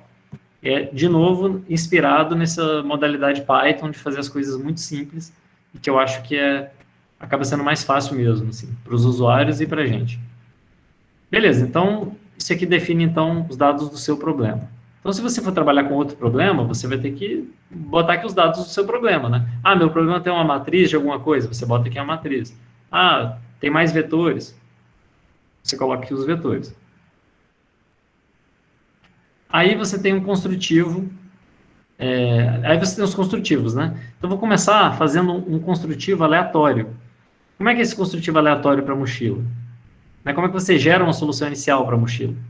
Então, eu fiz um método aqui, ó, tá vendo que eu estou chamando de frandom, que é um método que vai retornar uma representação opcional daquele problema meu. Por que opcional? Então, esse std optional também é uma coisa muito útil aqui no C++, a partir do C++ 17 também, que ele diz assim, é uma coisa que você pode retornar ou não. Por que isso? Imagina que o seu problema é tão difícil que você não conseguiu gerar uma solução inicial. Então, geralmente as pessoas botam mensagem de erro, né, acabam com o código ali, e a ideia é que você se recupere dos erros. Ela fala assim, você poderia usar um tratamento de exceção, né? Lança um accept, um try. Isso, em C++, é considerado que danifica a performance do código. Então, a gente não usa exceção. Isso é uma coisa bizarra, né? Então, quando você está seriamente se importando com performance, você não usa exceção. Então, você vê o nível, né? Então, a gente se preocupa muito com performance, né? Então, esse retorno aqui é um opcional. Então, se você achar que você não conseguir gerar uma solução inicial aqui, você simplesmente retorna o null opt, né? Você pode dar uma olhada no opcional depois, como é que ele funciona, que isso é do C++ mesmo, né? Você retorna um nulo e não tem nada. Caso contrário, você retorna um make optional do vetor que você está, de fato, fazendo aqui. Então, aqui eu criei um vetor, eu fui naquele PKP, que é o problema, peguei N elementos, falei que nenhum deles está na mochila, está tudo falso. E aí, para cada um desses elementos, eu fiz um construtivo aqui, que eu sorteei, né, estou usando o range do C aqui mesmo, né, para simplificar, dei 50% de chance, o item tal não está na mochila. Então, é isso. Então, e aí eu construí um objeto, que é do Functional Core ali. Você pode saber mais sobre esses objetos depois, clicando em cada uma das classes. Então, eu criei um objeto construtivo, que é de qual tipo de representação? Vector de bool, que é a minha representação do problema, e eu passei um método para ele, que esse método é frandom. Então, com isso, eu já construí aquele objeto constructive, que é um daqueles requisitos que estão no slide, né? Então, eu fiz aqui esse constructive. O constructive ele é necessário para praticamente todas as meteorísticas, porque, afinal, você tem que começar de alguma coisa, né? Você tem que ter um método que gere uma solução. No caso que eu fiz um gerador aleatório. Você poderia fazer um gerador guloso, você poderia fazer mais de um gerador, né? Então, isso aqui é livre, você pode fazer quantos você quiser, porque isso aqui você está aqui no escopo global. Pode fazer 10 geradores, né? O que você quiser. Pode fazer guloso randomizado, né? Se você quiser fazer um GRASP, pode fazer do jeito que você quiser. Então, eu fiz o aleatório, que é geralmente mais rapidão que a gente faz, né? Então, beleza. Entramos agora no Evaluator. Então, eu preciso agora avaliar uma solução, né? Então, está aqui novamente, então, realmente, até agora está coerente, né? Então, estou retornando uma avaliação de double, né? Apesar dos dados ali serem inteiros, né? Enfim, esse exemplo ficou assim. Então, estou retornando uma avaliação de double e eu recebo uma representação aqui da solução, que é um vector de bool, como eu falei para vocês. Então, eu vou pegar esse S, que é um vector de bool, passado por referência aqui. O que eu vou fazer? Eu vou avaliar isso. Como é que eu avalio? Então, eu vou somar os lucros, eu vou somar os pesos. Então, para cada elemento que eu tenho dessa mochila, eu vou ver se o elemento tal não está na mochila. S de I, né? Vetor de booleano. Se ele está, eu somo o peso, eu somo o lucro em P e somo o peso em W. Beleza. Agora tem já estou demonstrando uma outra coisa aqui que é muito legal, que dá para fazer no OptiFrame, é o seguinte, geralmente a gente trabalha penalizando as coisas, não é obrigatório. Você pode trabalhar só com soluções viáveis, por exemplo. Mas se você quiser trabalhar com soluções inviáveis, facilita também. Por quê? Se o peso exceder a capacidade da mochila, né, digamos assim, você poderia ter rejeitado essa solução em outras partes do seu código, por exemplo, no gerador. Na hora de gerar, você poderia já verificar se o peso, por exemplo, excede a capacidade da mochila e não gerar soluções daquele tipo. Só que isso dificulta o método, por exemplo, de geração. Você teria que botar muito mais coisa aqui. Então, o que a gente fez? A gente está considerando qualquer solução que foi gerada como válida e deixa para frente, deixa para o método trabalhar como se fosse uma solução válida. Só que quando chega na avaliação, você não quer que uma solução, né, que excede a capacidade da mochila seja bem avaliada. Então, eu vou penalizar negativamente aqui com valor alto, né, que eu estou chutando aqui, sei lá, 1 milhão, né, no valor que excede a capacidade da mochila. E isso eu também ajustei nesse valor sum-p aqui, né, penalizei aqui, e agora aqui, finalmente, eu criei, né, retornei uma avaliação de double, né, tudo bem, esse valor aqui é inteiro, mas não tem problema, né, ele vai dar o caching para double, e retornei aqui o valor dessa solução. Então, agora eu já tenho um objeto que avalia a solução. Mas detalhe, eu passei que é uma coisa a mais também. Além de eu passar como tipo do F-Evaluator, o tipo do problema que eu estou lidando, que é o vector de bool, evaluation de double, né, aquele par, eu passei também a direção da otimização, que é a maximização. Então, aqui eu já estou trabalhando claramente com um problema mono-objetivo, né, que eu quero maximizar essa coisa aqui que eu estou retornando. Beleza. E eu passei também como parâmetro o método de avaliação. Isso aqui está no meu escopo global também. Beleza. Você poderia usar minimize, né, se você quisesse minimizar. E se você quiser multi-objetivo, aí é outra coisa, aí vocês têm que ir na seção multi-objetivo. Tá. Estrutura de vizinhança. Então, eu já tenho um construtivo, eu já tenho uma coisa que gera solução, e eu já tenho uma coisa que avalia a solução. Isso, 99,9% dos problemas que você pegar, para não falar 100%, você vai precisar disso. Você vai precisar de uma coisa, se fosse caixeiro viajante, você teria uma coisa que gera uma rota, né? E outra coisa que avalia aquela rota. Se fosse problema, roteamento de veículo, sei lá, qualquer coisa, você tem que ter uma função de avaliação, né, para representar seu espaço objetivo. Entramos agora em estrutura de vizinhança. Por quê? Eu recomendo que você trabalhe dessa forma se você tem se você acha que seu problema tem essa cara. Mas se o seu problema tem outra cara, por exemplo, que genético e tal, então você vai fazer outras abstrações. Então, nesse exemplo, eu estou partindo do pressuposto que é um problema bom para busca local, ou bom para usar métodos com operadores aleatórios, tipo Simulate Annealing, LHC, qualquer outro desse tipo. Então, vamos definir agora uma estrutura de vizinhança. Eu vou fazer, então, uma estrutura de vizinhança para um movimento que chama bit flip.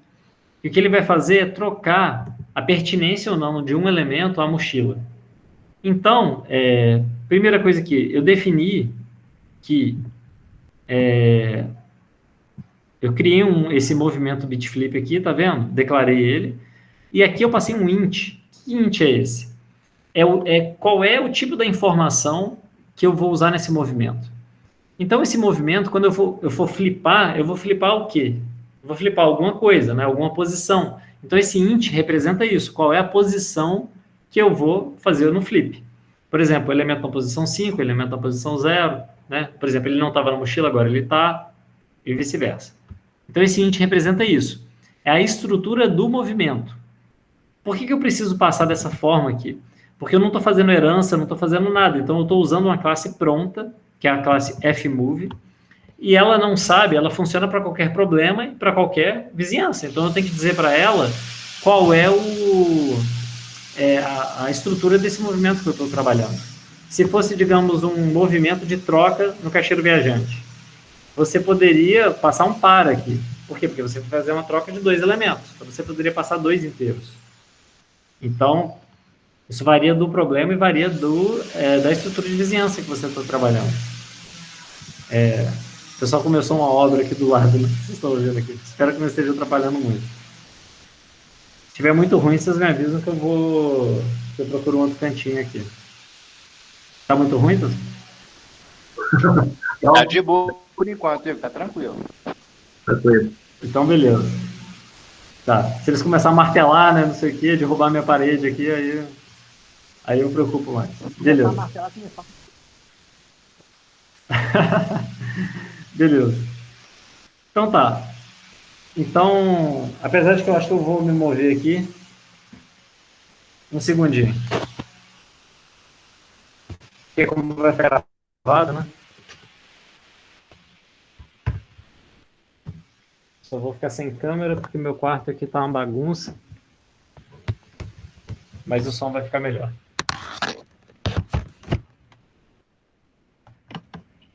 Desafios do home office, né? Então tudo tem um lado bom e um lado ruim, né?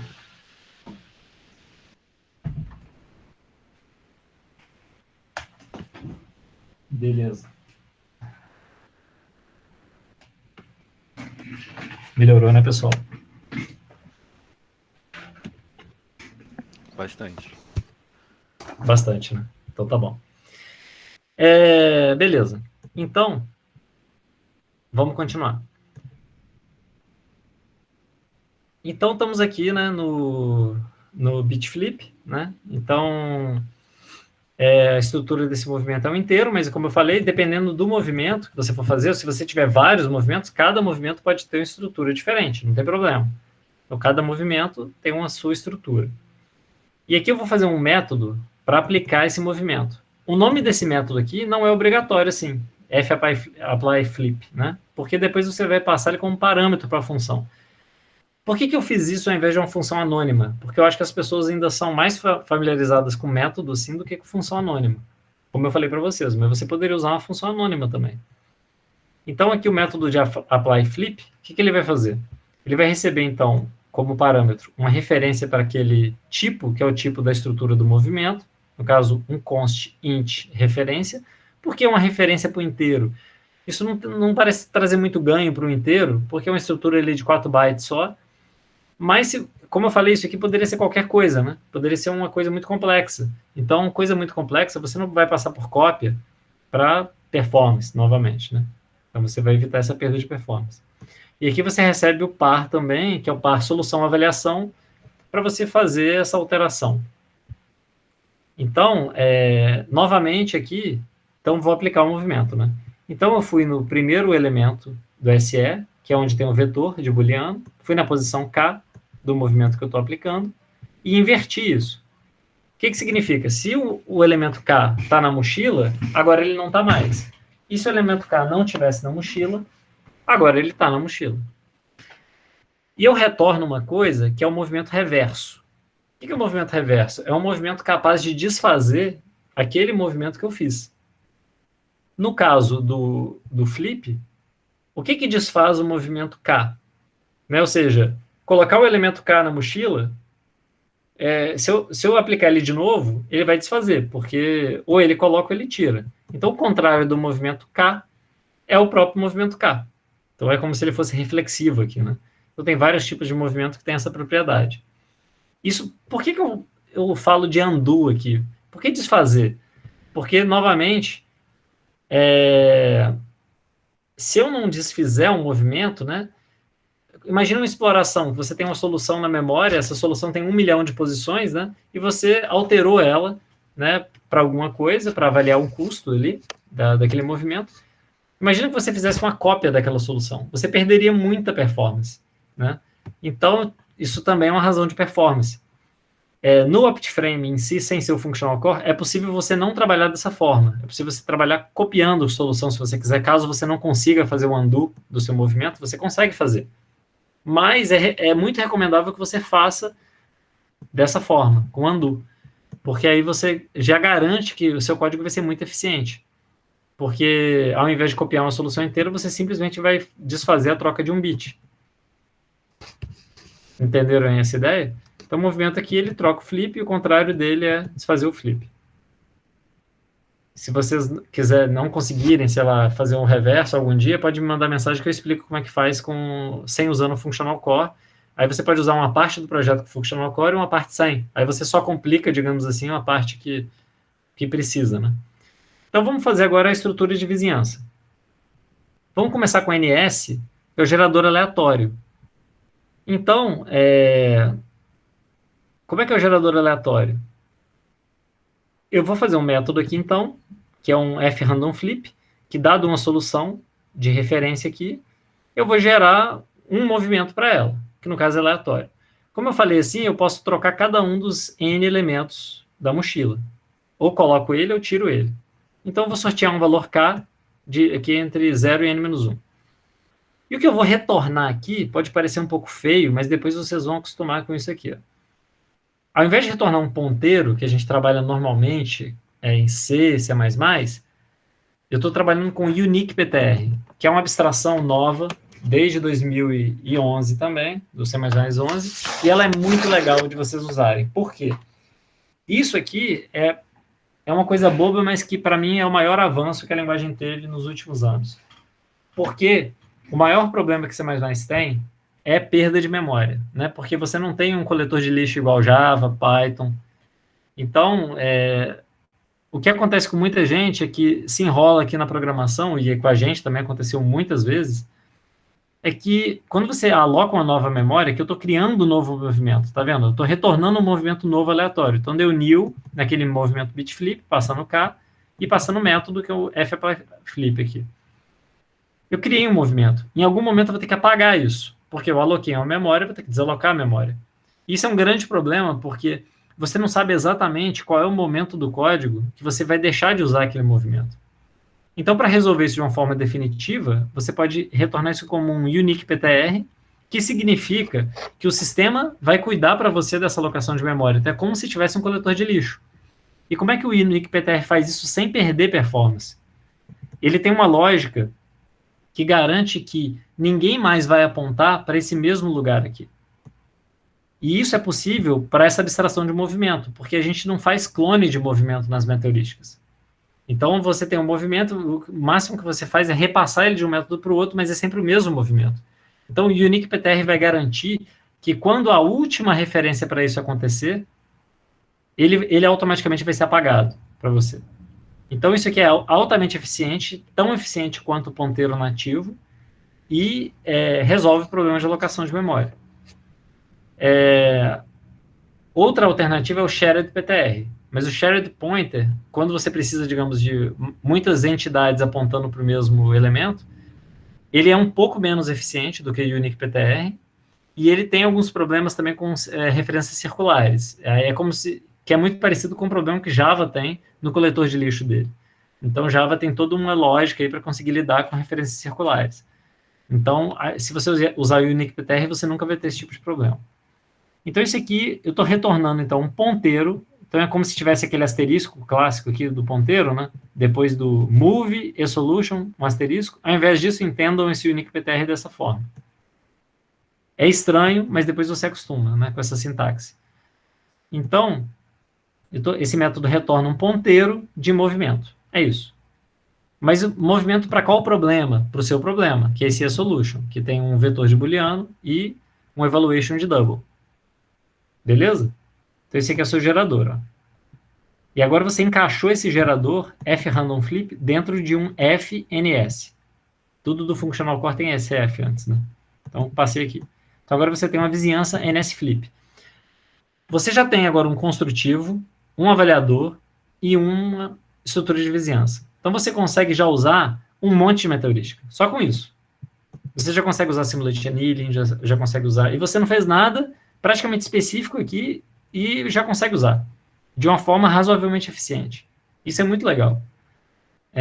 Mas você pode também estender isso para uma vizinhança iterativa, como a NSSec. Aí você consegue usar buscas locais. Você consegue usar, que não vai dar tempo, claro, da gente falar hoje.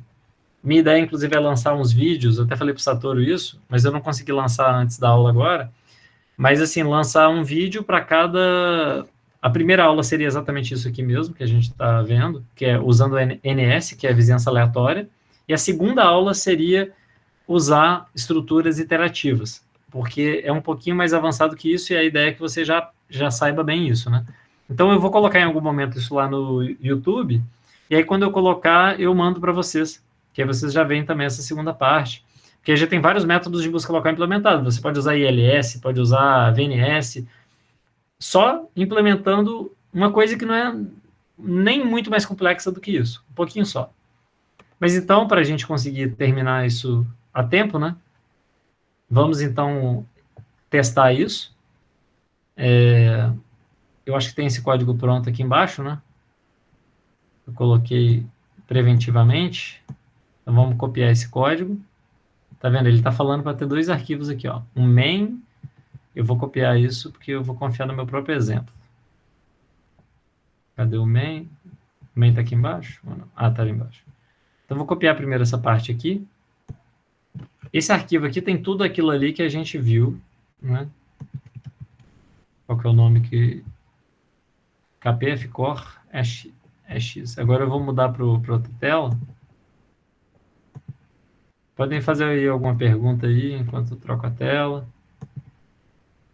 O que vocês estão achando? Muito confuso? Muito... Estão aprendendo alguma coisa? A estrutura é muito boa, né? Muito preparado, né? É claro que, para quem não conhece, nunca pegou, tem que ambientar ainda, mas é muito organizado. Cara, é um desafio. Uhum. Esse exemplo aí tá naqueles do próprio exemplo do arquivo do esse é o exemplo do Quick Start, né? Não sei, mas ele tá naquele arquivo examples dentro do Optiframe ou não?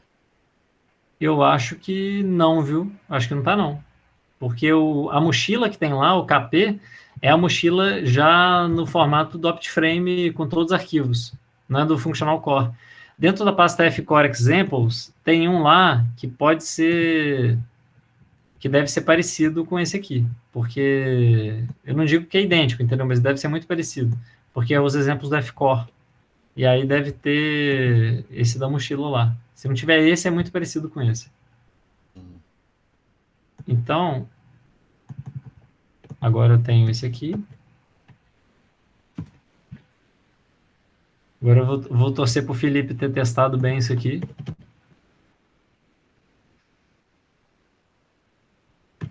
Né, Felipe? Eu não boto isso em mim, não, por favor. Beleza, então vou criar um exemplo aqui. Ainda vou voltar aqui para... Eu vou tirar esse aqui da pasta source, eu vou violar minhas boas práticas, só porque eu quero que isso aqui funcione de primeira. Eu vou botar também um arquivinho aqui o exemplo da mochila.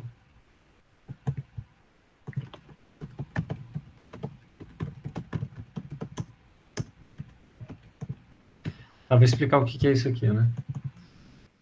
Então, o main... Eu tenho que arrumar um jeito desse editor meu parar de reclamar. Eu acho que eu vou desabilitar essa correção dele. Que para ele tá tudo errado. Apesar de que nesse caso tá errado. Beleza. Então, ó, vamos corrigir aqui só o build Bazel, né? Então, meu build, agora ele tem 2 arquivos, né? Tem esse main, como um exemplo adaptado. Me desculpem aí se isso aqui der alguma zica ali, mas o do tutorial ali funciona. Eu tô brincando, mas ele funciona. Então, ó, agora meu build tem 2 arquivos. Tem o main e tem esse outro arquivo, né? KPF core EX. Você pode botar o data também, para incluir esse arquivo aqui, se quiser. Que é um exemplinho da mochila, ó, que tem 5 itens, capacidade de 10. Aí tem aqui os pesos ou lucros, eu não lembro qual é a sequência. Tem que ver ali. E vice-versa. Deixa eu ver se é os lucros ou pesos. Ó. Isso está naquele problem context que eu falei para vocês.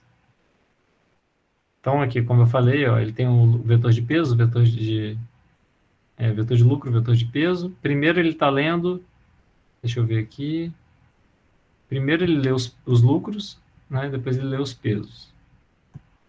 Então, voltando ao exemplo, esse aqui seriam os lucros, esse aqui seriam os pesos de cada item. Agora tem aquela função de avaliação, como eu mostrei para vocês. O constitutivo aleatório, o flip, né? Tá, e aqui terminou, então terminou esse arquivo com os componentes. Eu separei em 2 arquivos, um aqui só para ter os componentes. Por que é bom você separar, né, em pelo menos 2 arquivos? Isso até em Python também é uma boa recomendação, viu? Isso aqui não é só C++, não.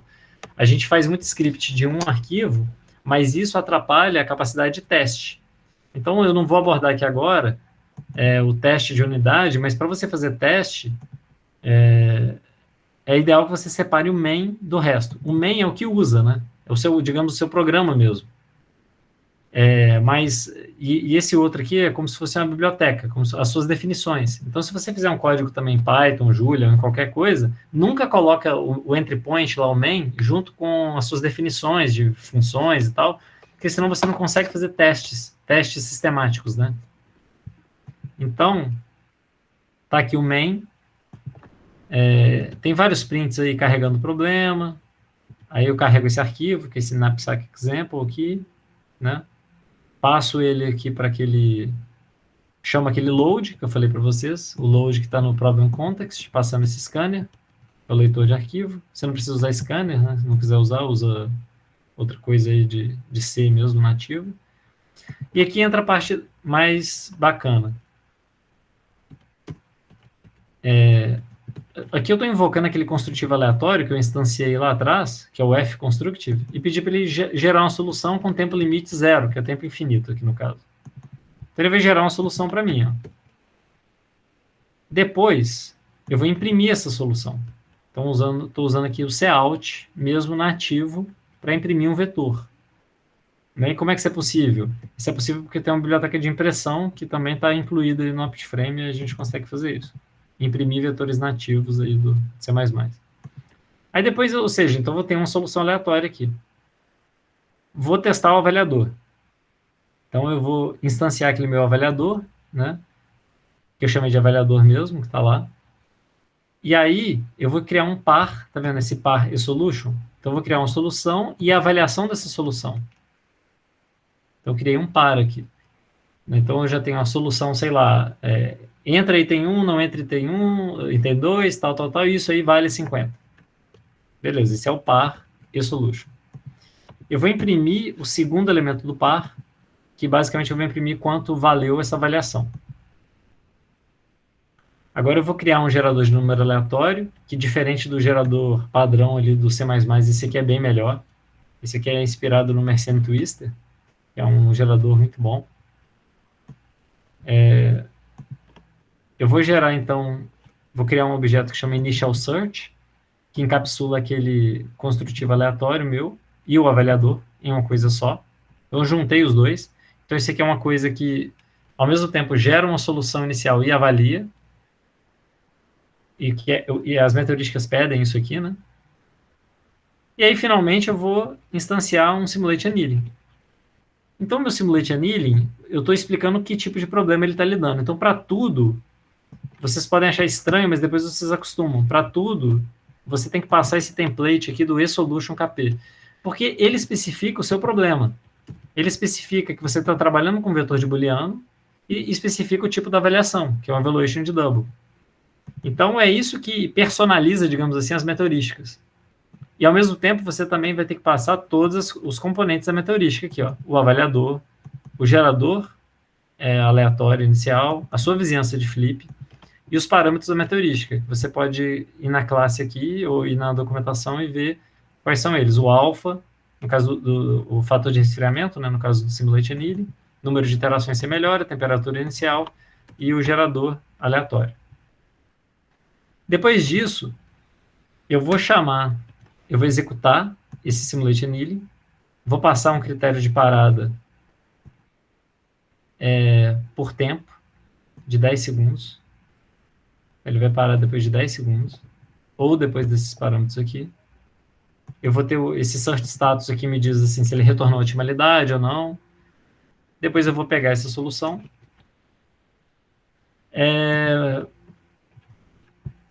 Que foi encontrado no método, vou imprimir e acabou. Então, isso aqui... Então, agora nós vamos compilar esse código, executar. Mesmo que eu tenha errado alguma coisa aqui, porque está faltando pouco tempo, assim, garanto para vocês que isso aqui funciona. Mas vamos ver agora, vamos torcer para isso aqui funcionar, né? Ó, já começou ruim aqui, tá vendo? E agora, hein? Não é Docker, né? É Bazel. Então, vamos ver se isso compila. Pode ser que dê aquelas mensagens de erro gigantescas, né? Então, funcionou, compilou legal. Sorte. Vamos ver aqui o que a gente tem disponível. O nome eu mantive aquele mesmo, né? Ficor local test. Então, vamos executar isso. Ou eu posso só executar localmente, mas beleza. Então, agora uma dica, né? Se eu executar localmente, que é o que eu vou fazer aqui, então vamos lá. Aonde está o meu executável? Para vocês entenderem, ele fica dentro desse Bazel bin. Então, o Bazel cria uma pasta aqui. Então, vamos lá, Bazel bin, fcore local test, vou executar ele, e ele vai ler esse arquivinho da mochila. Então, executou. Então, vamos ver o que aconteceu aqui, ó. Ele carregou o meu problema lá, carregou os pesos, carregou os lucros. Ele gerou aquele consultivo aleatório, ele avaliou e deu um valor muito ruim. Por quê? Porque, né, como eu falei para vocês, o aleatório aqui, ele botou um monte de item na mochila e estourou a capacidade. E a gente penalizou isso de uma forma negativa, né? E a gente quer maximizar. Então, depois eu chamei o simulate annealing, né, passei com 10 segundos. Ele encontrou ali uma solução, né, na iteração 74, e encontrou esse valor aqui, que calha de ser o ótimo. Então, assim, você pode executar várias vezes também, esse problema é bastante fácil. Então, ele, independente aqui da solução inicial, ó, que está variando, ó, a solução inicial varia, ó, né? Toda hora muda. Mas ele sempre acha a solução aqui que, no caso, é o ótimo, porque esse problema é muito simples, né? Então, é um problema pequeno, uma mochila com 5 itens, né? Então, se você, é claro, botar um problema mais difícil, ele vai começar, né, a oscilar, né, a encontrar soluções de vez em quando, né? Então é isso. Aí você vai ter que usar todas aquelas técnicas, né, também de tunar os parâmetros, né, usar um iRace da vida. Você pode integrar aqui também com o OptiFrame e fazer. Mas é isso, o que eu queria mostrar para vocês hoje era justo esse exemplo básico, felizmente funcionou, e apresentar bem devagar, assim, esses conceitos, né, iniciais, que eu acho que é o mais importante. Então, espero que vocês tenham compreendido aí essa primeira abordagem, e aí, tiver alguma dúvida. Tá ok. Igor, muito obrigado aí pela apresentação. E eu acho que como o pessoal está está vendo pela primeira vez, as perguntas, como a gente está gravando, eu vou deixar no canal do YouTube da disciplina, aí talvez eu acho que as perguntas vão surgindo nos próximos dias aí, tá? Tem uma pergunta aqui do André, né? Que ele falou assim, se eu tenho a solução ótima previamente ou se eu uso um resolvedor tipo Cplex, né? Então, no caso aqui, o André, o que ele está fazendo é o seguinte, né? Voltando aqui ao main, ele gera uma solução aleatória, né? Aqui no começo, ó, no construtivo aleatório. Então, ele só está usando o código que a gente fez junto aqui, entendeu? Então, ou seja, não tem nenhum resolvedor Cplex. O resolvedor aqui é o próprio Simulate Annealing. Então, ele está dando aqui, né? É porque como ele funciona, né? Ele está direitinho, então ele está dando sempre o ótimo. Então, mas você poderia até integrar, digamos assim, o Cplex também. Assim, você não precisaria usar só a meteorística, você poderia fazer uma coisa híbrida, né? E você consegue fazer isso com certa facilidade, porque as meteorísticas, todas elas herdam, né, da classe Global Search. Então, de certa maneira, um resolvedor MIP, ele também é um Global Search. Então, você consegue integrar isso aí com certa facilidade. Mas, assim, demandaria também um pouco mais de esforço aqui. Mas Não, é isso. obrigado, Igor. Eu fiz essa pergunta porque em algum momento ali na sua explicação, você estava dizendo, né, que ele iria, né, apontar aí caso fosse a solução ótima. Por isso que eu fiquei com essa dúvida aqui, entendeu? Exatamente, mas é para isso Tem problemas mesmo, né? em que as pessoas, né, alimentam aí como dado de entrada a solução ótima, até para ter uma garantia de ótimo aí, ou então um gap aí, né, um resultado aí Exatamente. quanto próximo está dessa solução. Esse search status, se você ver bem, esse search status, ele tem vários flags legais aqui, ó. Ele pode dizer nada, né, por exemplo, ele pode dizer que deu errado, ele pode dizer que é impossível, por exemplo, se o problema é inviável, ele pode dizer que não tem solução, pode dizer que teve melhora, ele pode dizer que é um ótimo local, ou ele pode dizer que é um ótimo global. Então, um ótimo global seria o flag que indicaria que, no caso do Simulate Annealing, ele não tem capacidade de te dizer que é um ótimo global. Então, ele nunca vai marcar esse flag. Mas ele vai marcar vários flags aqui. Por exemplo, se teve melhora, né, ele vai marcar que teve. Sim, sim. Mas por ser heurística, né, ele não, nesse caso, ele não vai ter, né, muita coisa. Mas o método, por exemplo, de busca local, tipo um VND da vida, ele vai te marcar dizendo que é um ótimo local. Uhum. Porque ele tem essa capacidade, né? No caso do Simulation Annealing, nem isso ele não pode dizer, né? Ele não sabe nem se é ótimo local, né?